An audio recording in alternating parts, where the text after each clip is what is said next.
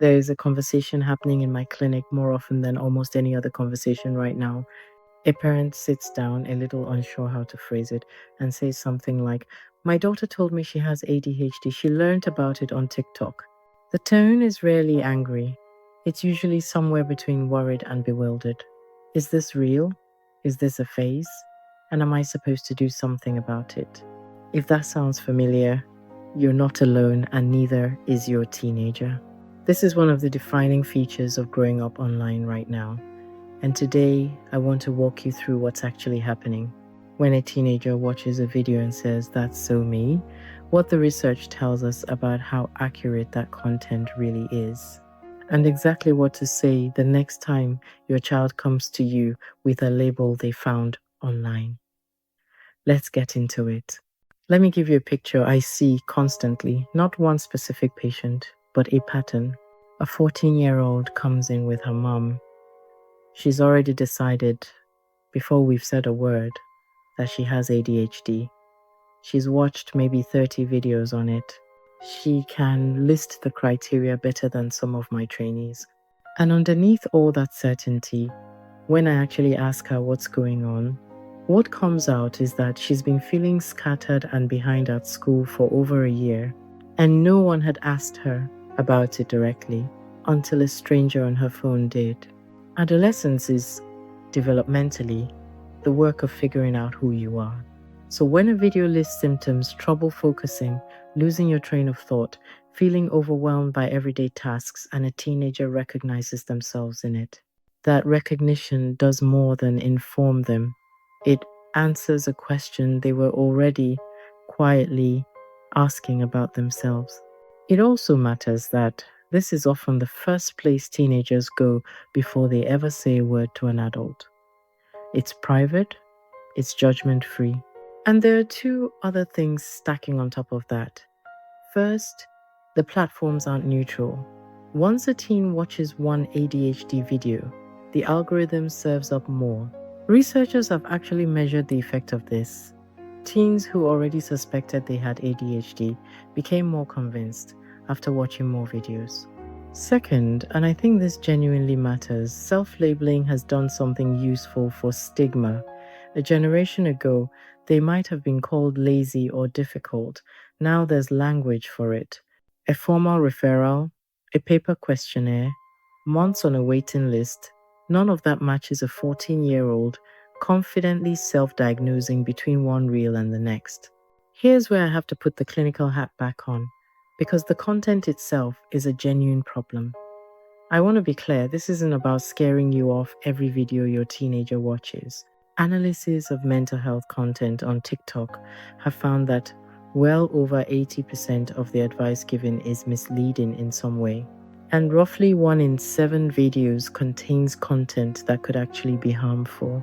Look specifically at ADHD, and one study found that fewer than half of the symptoms described in the most popular videos actually matched the diagnostic criteria clinicians use.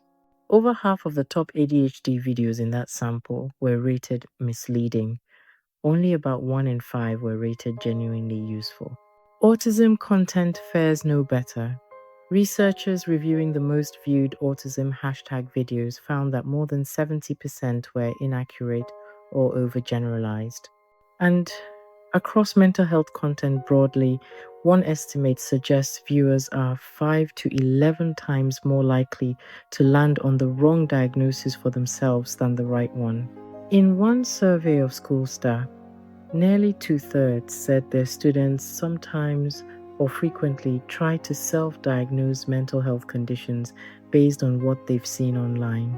If a teenager settles on the wrong explanation, they can stop looking any further, and whatever's actually underneath, like anxiety or sleep problems, goes unaddressed. If you want me to break down what a real ADHD or autism assessment actually looks like in an upcoming video, drop that in the comments. None of this means the right response is social media is bad. Ignore it. Even when the label is wrong, the distress or difference they've noticed is usually real. For some teens, finding a community of people describing their exact experience can be the first time they've felt understood. that relief is real. Telling a teenager flatly, you don't have that, tends to shut the conversation down. The stance I'd recommend: take the feeling seriously and treat the label as a hypothesis. So, when your teenager comes to you, start with curiosity.